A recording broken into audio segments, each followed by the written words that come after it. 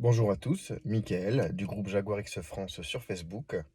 Je vous avais promis il y a quelque temps un unboxing façon déballage smartphone des pièces concernant la distribution de ma Jaguar XE qui a un 2 litres Ingenium diesel.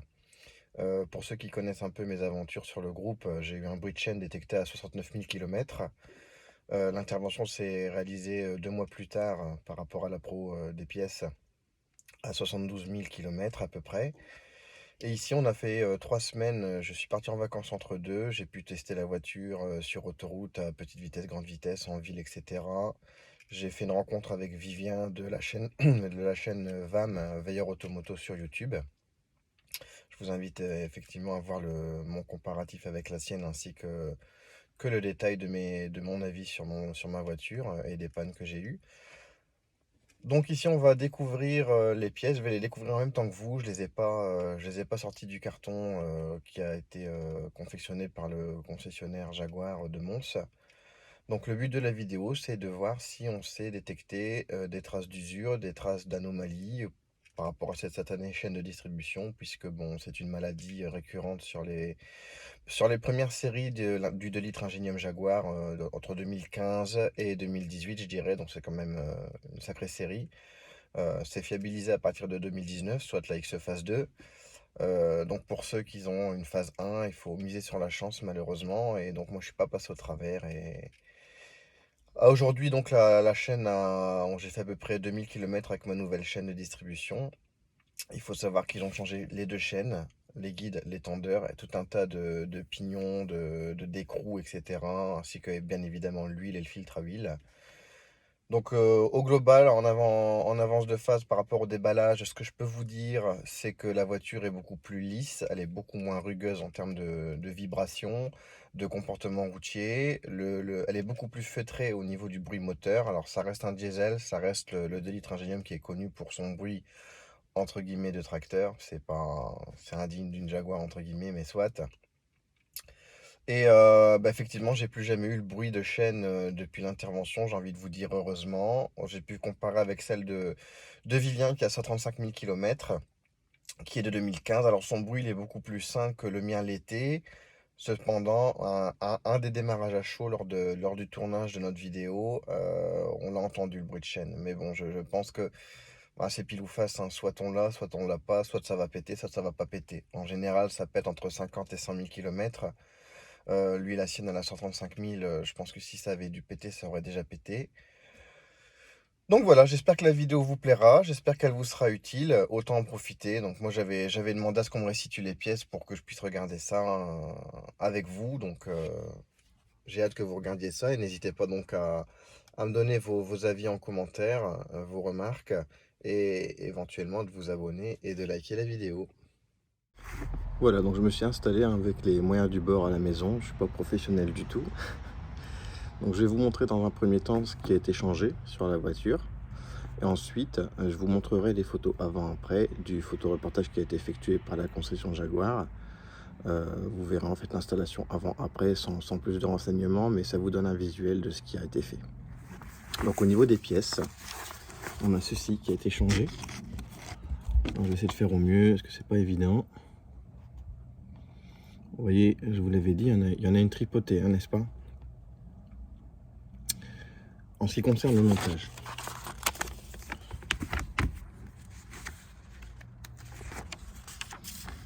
je vais vous montrer ça. Là, vous avez le visuel avant l'intervention.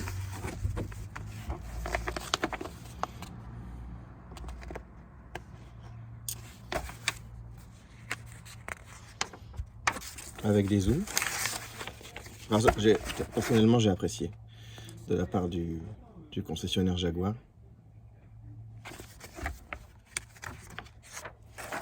Là, notre zoom, on est toujours sur l'ancien montage, hein.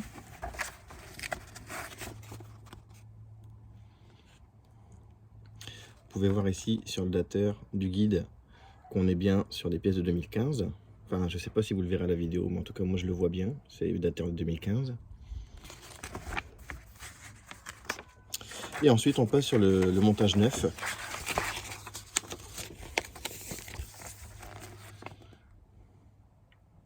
Mais donc toutes les concessions ne sont pas obligées de faire ce genre de photoreportage, hein. Ici, j'ai vraiment apprécié, c'était un plus. Je l'ai découvert au moment de la remise de la facture. Il m'a dit: «Je vous ai fait des photos avant, après». Bon, vous voyez que concrètement, on voit rien du tout de différent. C'est compliqué. J'ai bien regardé, la chaîne, elle me semble semblable. Les guides aussi, etc.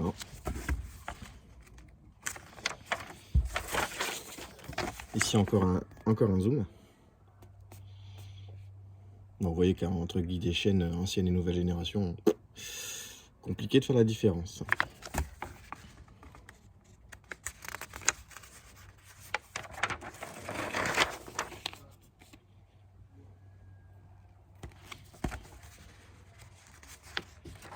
Voilà, après, ça va être terminé.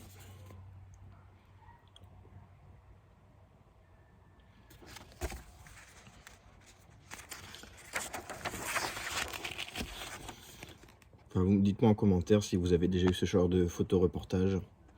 C'est bon, c'est pas non plus, ça sert pas à grand chose, mais j'ai apprécié l'effort.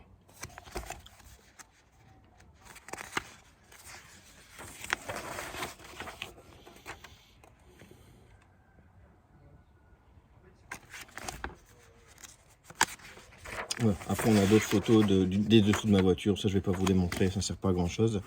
Voilà, donc dites-moi en commentaire si ça vous a plu de voir ça.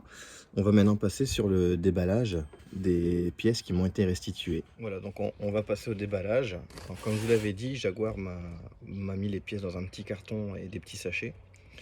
J'ai l'impression qu'ils ont, tu sais, pour chaque pièce qu'ils ont déballé, un guide, un tendeur, ils ont remis le guide dans le sachet qui convient. Enfin, je sais pas, hein, je le découvre en même temps que vous. Donc voici le carton. Il se compose de cette manière-là. Alors, qu'est-ce qu'on a? Je pense qu'il dépasse déjà.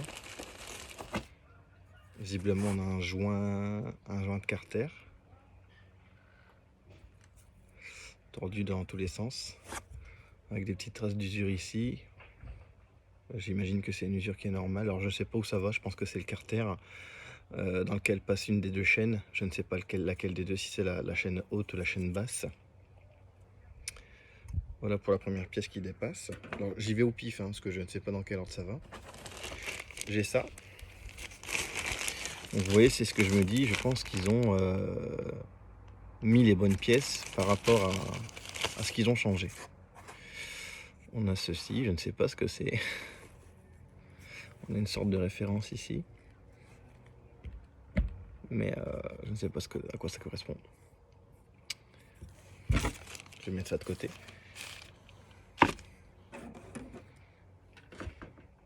Ensuite, on a ceci.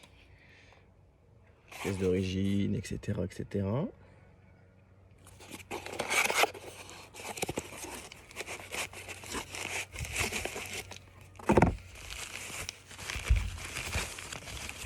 Bon, visiblement c'est un pignon. Effectivement, c'est un pignon.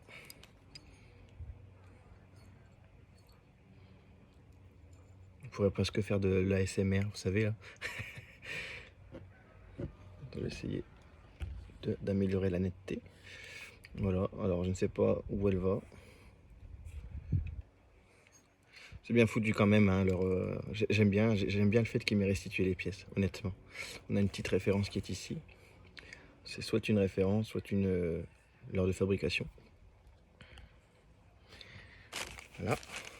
Je vous ferai peut-être une petite photo de toutes les installations. Je vais tout bien installer sur la table. Ensuite, un écrou.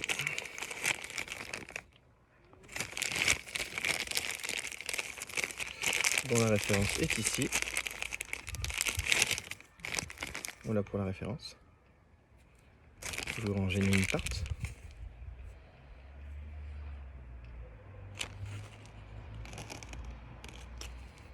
Bon, on va passer 2 heures sur le pignon.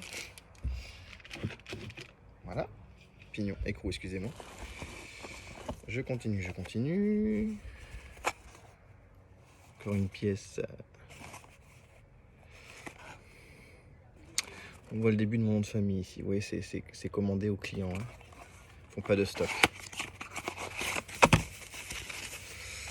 Alors, je pense que c'est un tendeur.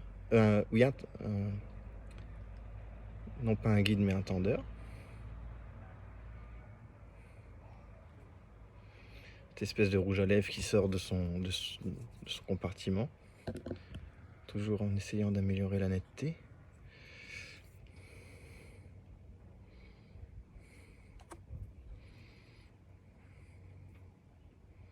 Pareil, fabriqué en 2015.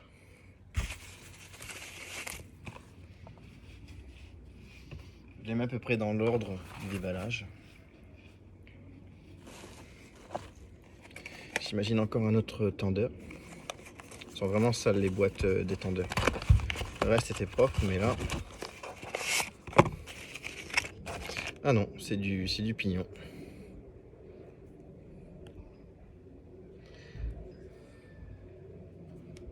Alors ça ne coulisse pas. Vous avez la référence ici, je ne sais pas si on la verra bien à la vidéo.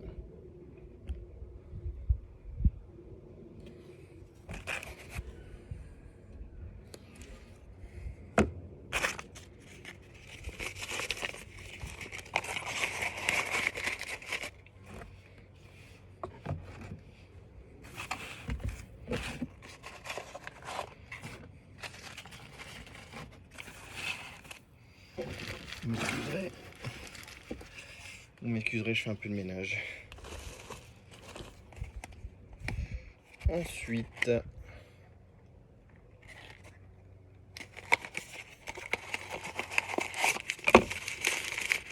encore un pignon.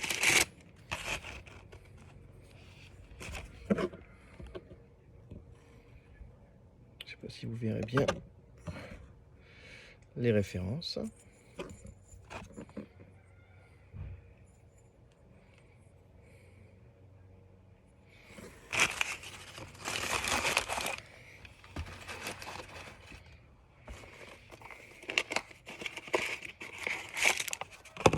Du pignon, toujours. Référence.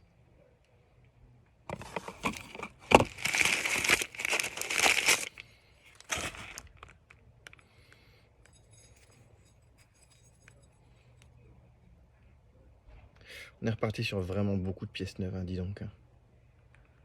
Je ne vais pas dire que ça justifie 3000 €, mais je peux le comprendre.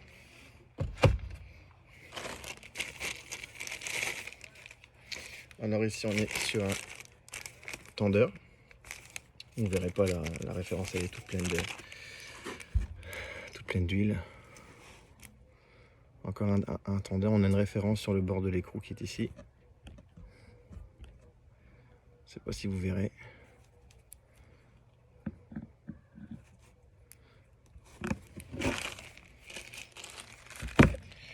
Je positionne les pièces au fur et à mesure de leur déballage, on vous montrera après. Et il a vraiment fait ça bien, le mec.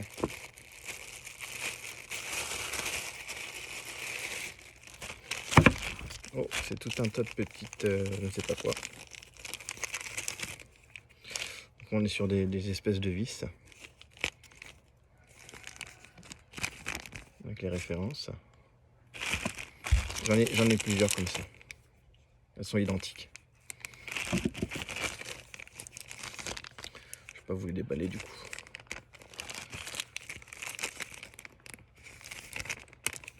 Quatre petites pièces comme ça dans un sachet plastique.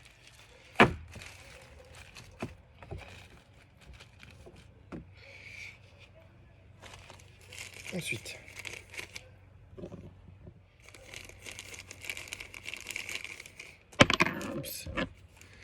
une petite vis. J'imagine que ce sont les vis qui tiennent le carter.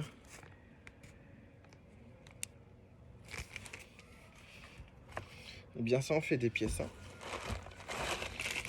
N'hésitez pas à me dire en commentaire si ça vous a aidé, si ça vous a intéressé surtout. Alors on est sur un bon gros guide dont la référence est ici.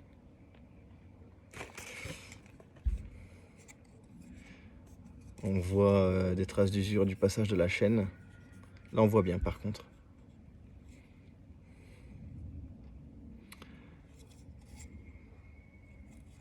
Je vois absolument rien d'autre en termes d'usure. J'ai pas de dateur. Non, j'ai pas de dateur. Par contre on voit clairement l'usure du passage de de la chaîne. Par contre, pour moi, rien d'anormal, quoi. C'est une pièce qui est en frottement, donc forcément, ça s'usera, quoi. Avec ou sans mon défaillance. Ensuite, on est encore sur du, je pense, du guide, tout à fait. Donc référence, mais elle est abîmée. Vous l'aurez peut-être mieux ici. Voilà. Idem, une trace de vis ici. Un dateur en juin 2015. Et donc pareil, des traces d'usure sur le guide à ce niveau-ci. On voit bien la vidéo. Mais bon, pareil, rien d'anormal. Et vous avez la référence, mais je sais pas si vous la verrez à la vidéo. Les références peuvent m'être demandées en commentaire. Je me ferai un plaisir de vous les indiquer. Encore une vis. Et ici, on est encore sur un guide.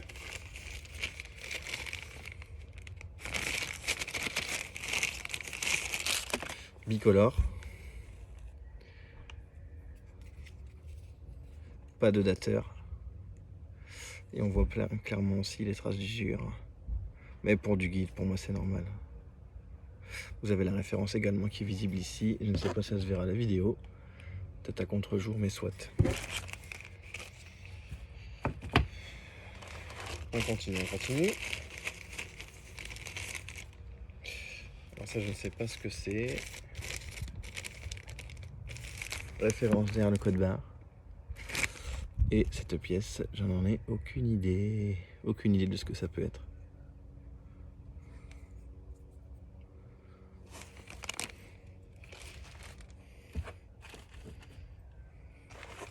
On arrive sur la fin. Ça me fait penser que je ne vois pas les chaînes.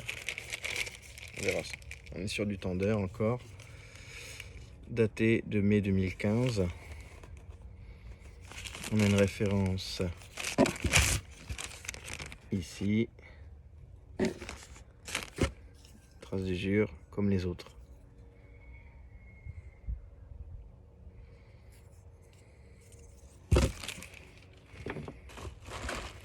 Ah, sur mes 10 ans, j'ai trouvé les chaînes.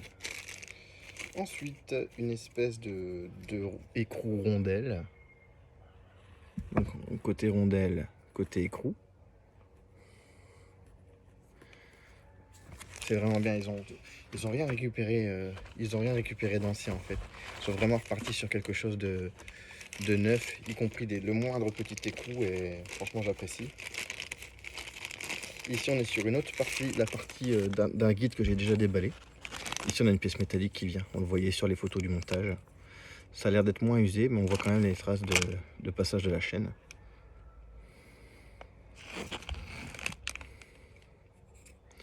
Et on est daté, parce qu'on a un micro-dateur à visiblement avril 2015.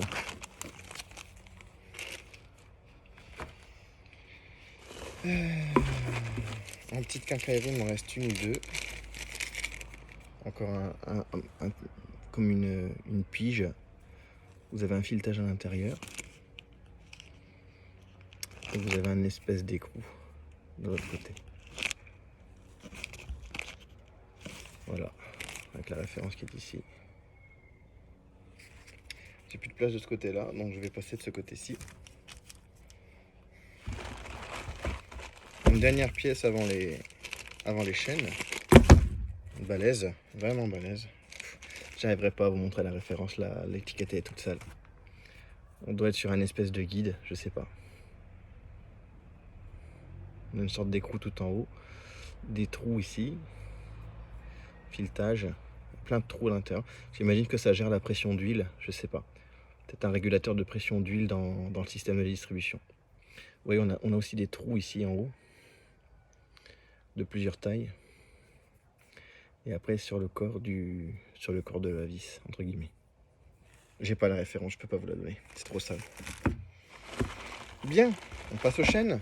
Et après on en aura terminé avec l'unboxing. Première chaîne. On a également une référence de l'autre côté, mais on ne saura pas la lire. Alors je la découvre en même temps que vous. Est-ce que je peux vous dire, en vue réelle, parce que vous c'est vue vidéo forcément, sincèrement je vois absolument pas de traces d'usure. Absolument pas de traces d'usure. Si ce n'est que peut-être, si j'ai quelque chose à dire, vous voyez, on a des espèces de petites piges dans chaque maillon. On a deux piges par maillon. Alors c'est légèrement chanfreiné de chaque côté, c'est normal. Sur le photoreportage du montage neuf, j'ai également ce genre de chanfreinage sur les petites piges à chaque maille. En revanche, sur celle-ci, on a une espèce une impression de frottement. Alors j'ai pas les nouvelles chaînes forcément, puisqu'elles sont dans le moteur, mais j'ai comme une impression d'usure à ce niveau-là. Je vais essayer d'améliorer la netteté. Je travaille sur smartphone, donc forcément c'est pas évident.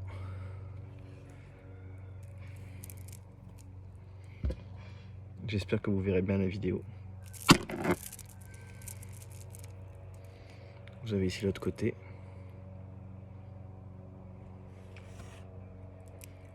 Bon, je vois rien de spécial.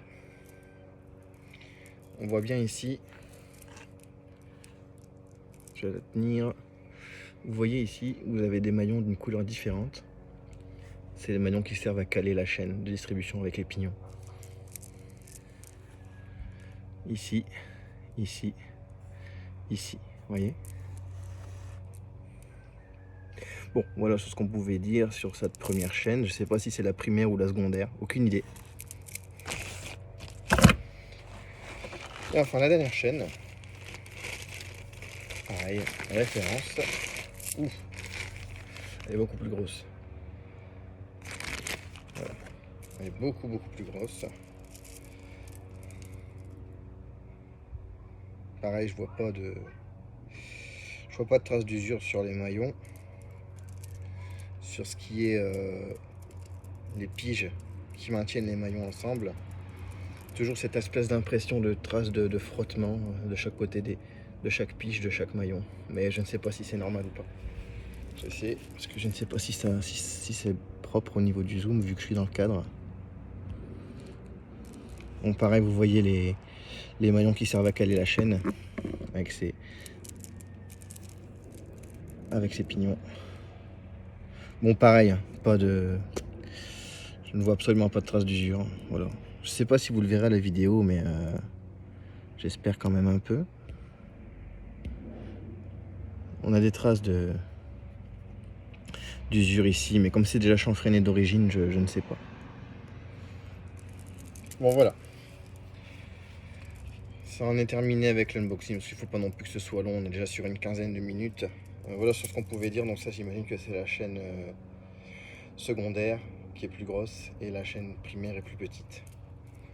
Donc c'était à cause de ces deux saloperies là qu'il y a bon nombre d'ingéniums entre 2015 et 2019 qui cassent.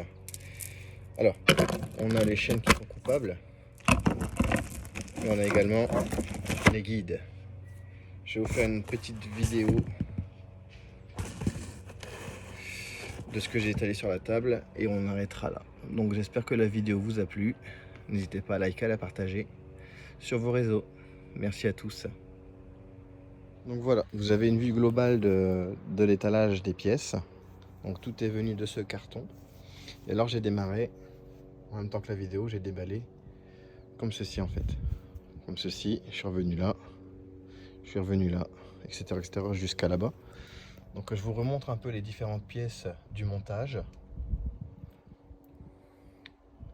Ça me semble être un gros boulot. Alors je vais pas compter le nombre de guides, etc., le nombre de tendeurs, je ne connais pas de toute façon leur nombre.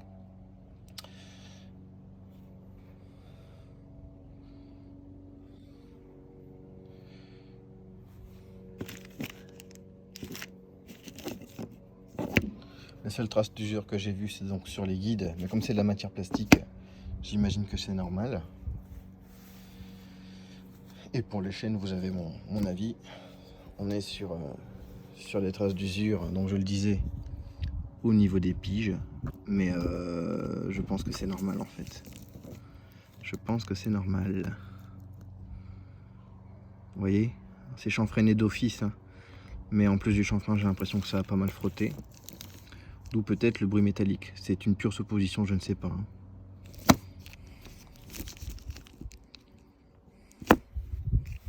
Et enfin la pièce qui m'a l'air d'être de haute technicité.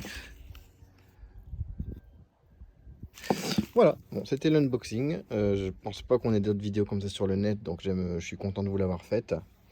J'espère qu'elle vous a plu et encore une fois, n'hésitez pas à commenter, à liker, éventuellement à partager la vidéo. Merci à tous, on se rejoint sur le groupe Jaguar X France sur Facebook.